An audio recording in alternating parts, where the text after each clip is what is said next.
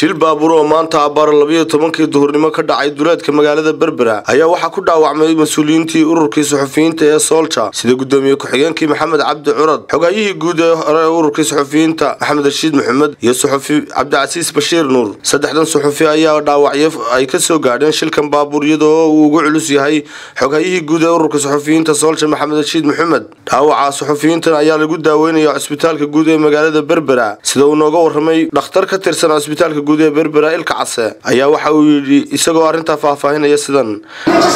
waxaan wadayda war qabanayna saacadee waana kala culus yihiin inka culusna waan u shaqeynaa wixii awoodeedii ilaahay madaxda soo baxnay cabdirashiid markaa waxa uu daro waa madaxa uu daran iyo inta qoort labada marka intaana waxaan doonaynaa ilaahay ka dhigo inaan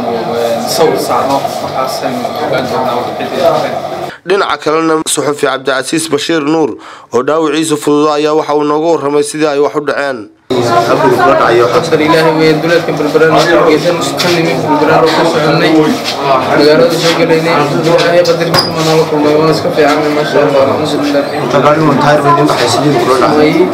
godib kadhadii rumsaan oo booda gaariga dadna meel saas moodan wala baxay diyaariyo saas oo la saddex jeer soo gaadhay cid walaalo imsa qof qada hayna saddex qof oo dhimasho alxamdulillah rabbil alamin shilkan baabuur ayaa waxa uu ku soo beegmaya xilli ay khilaaf culus dhex yaalay dhinacyada ururka suxufiyiinta ee Solcha oo shir weynahoodii maanta ka socdo magaalada Hargeysa suxufiyiintan ayaa waxay ka soo socdeen dhinaca magaalada Hargeysa iyagoo ku soo jeeday magaalada Berbera Cabdirashiid Nuur Wacays iyo Cumar Cali Axmed Bulsho TV Berbera